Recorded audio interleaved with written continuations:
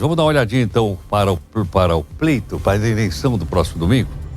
Gentilmente está aqui conosco o professor Marcos Cintra, vice-presidente da Fundação Getúlio Vargas e cientista político. Professor, muito obrigado.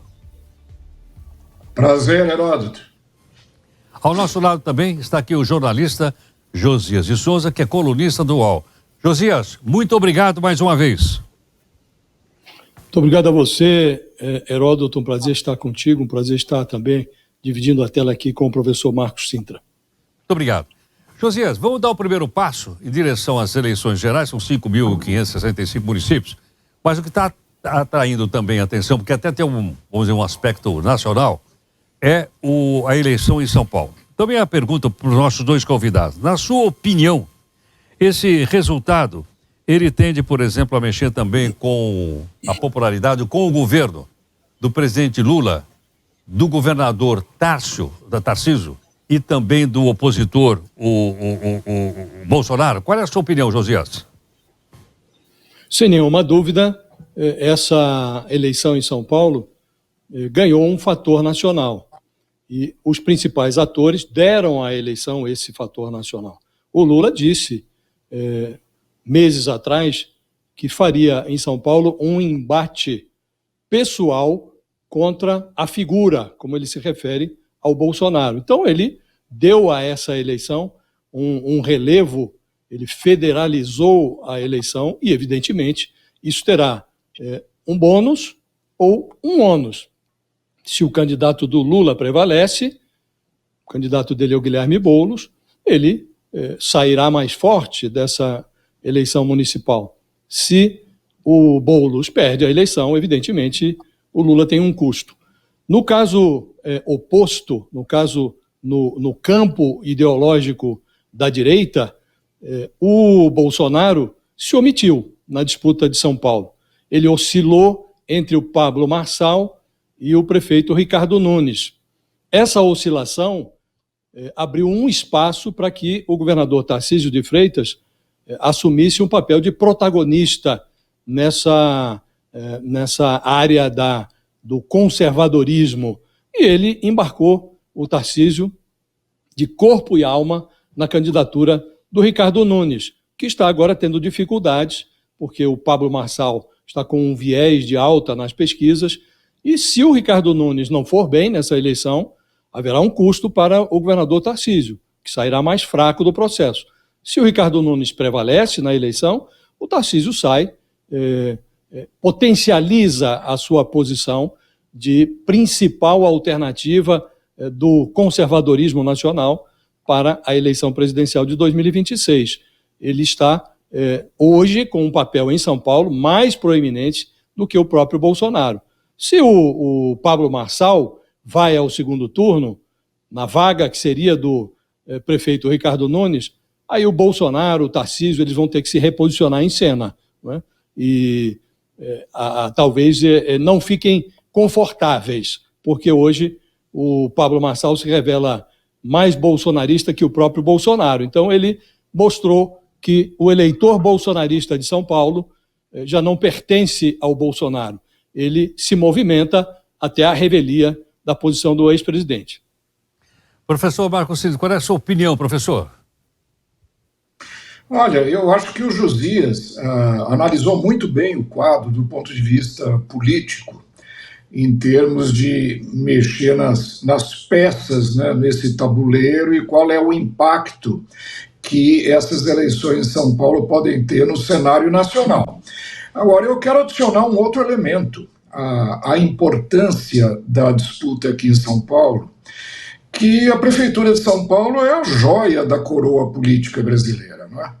Depois da presidência da República, eu acho que a Prefeitura de São Paulo é o cargo que tem maior visibilidade política, é a maior vitrine política para qualquer pessoa que tenha alguma pretensão a participar do cenário político brasileiro.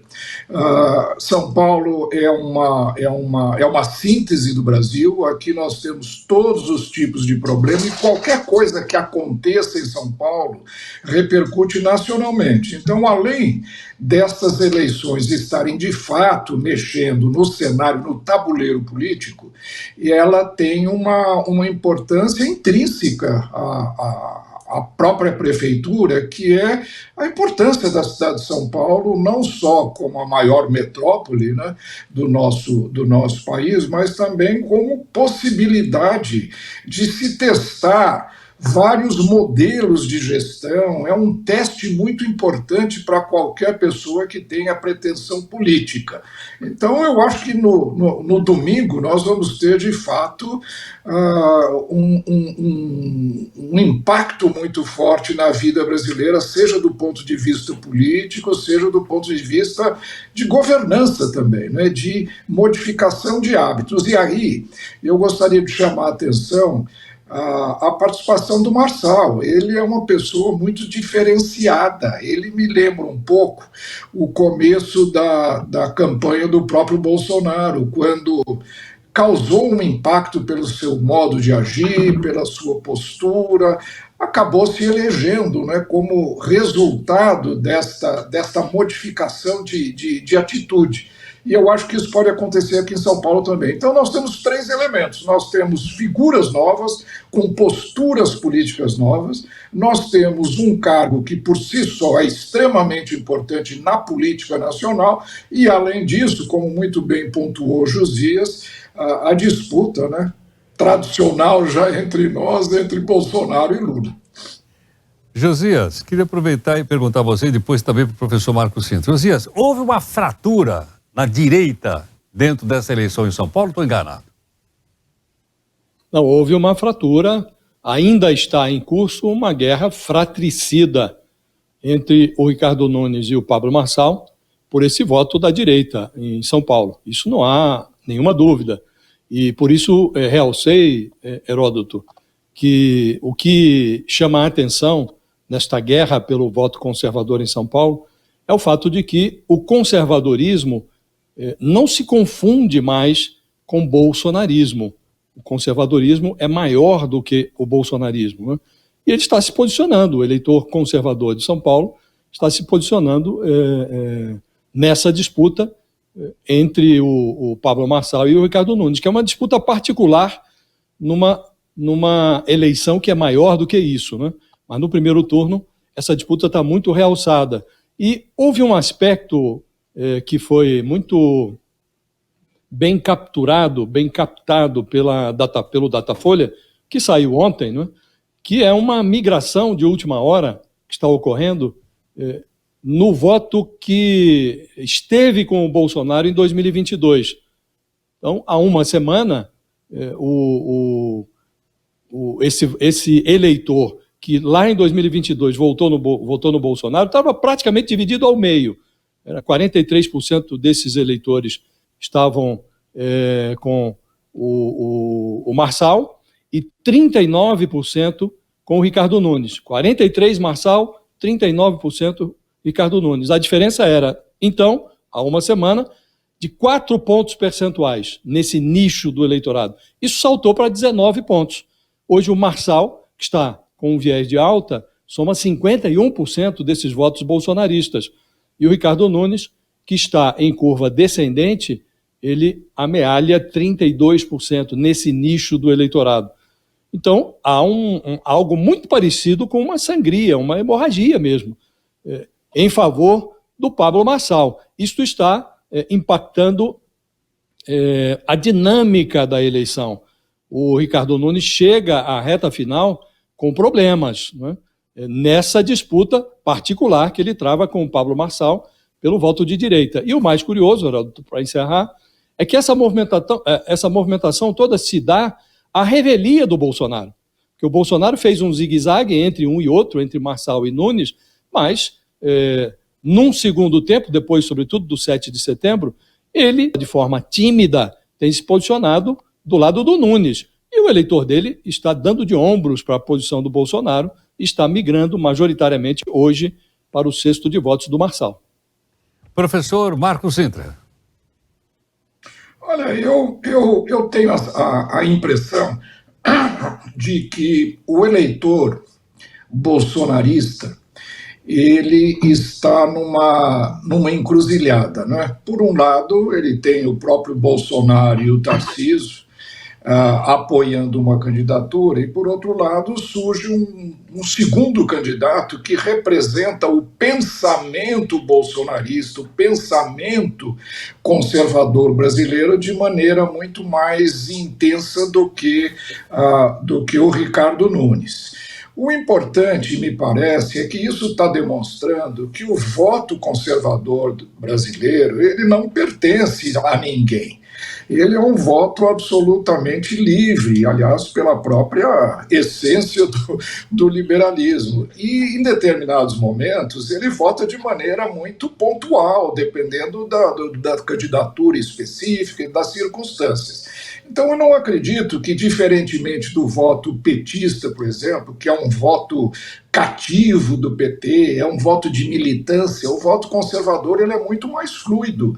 Ele vota muito mais em termos de posturas, em termos de propostas, e ele está verificando no momento que o Marçal representa melhor os ideais do liberalismo do que o Ricardo Nunes, apesar do evidente desconforto que o próprio Bolsonaro está demonstrando nessa decisão, né? Como disse o Josias, esse zigue-zague dele mostra esta inconstância, esse desconforto em termos de ter que apoiar alguém que, em realidade, não foi uma escolha dele, foi uma escolha do PL, foi uma escolha do Partido Liberal e do Valdemar, a contragosto do próprio bolsonarista. E como não poderia deixar de acontecer, esse fato está vindo à tona. E o Marçal está conseguindo captar esse desconforto e trazendo o voto para reforçar a sua candidatura agora, que nós vamos verificar no domingo. Realmente, o viés de alta é muito forte, ele é muito visível, e acredito que nessa disputa nós vamos ter no segundo turno em São Paulo, provavelmente a que já está se tornando a nossa tradicional polarização entre o voto conservador e o voto petista. Perfeito. Nosso agradecimento aos nossos dois convidados. Professor Marcos Sintra, muito obrigado por sua gentileza. Josias de Souza, muito obrigado pela sua gentileza também nessa nossa pluralidade aqui, para a gente dar uma pequena contribuição para as pessoas escolherem os melhores domingo. Muito obrigado, um grande abraço aos dois, muito grato. Abraço, muito obrigado. Muito obrigado. Olha, você ouviu então aí o professor Marcos Sintra, vice-presidente da Fundação Getúlio Vargas, e o jornalista Josias de Souza, colunista. Interessantíssima a explicação que eles deram, né? E a nossa intenção aqui da nossa equipe foi exatamente colocar duas pessoas para que você possa olhar direitinho e tirar suas próprias conclusões. Daqui para frente é por sua conta e risco. 8h27.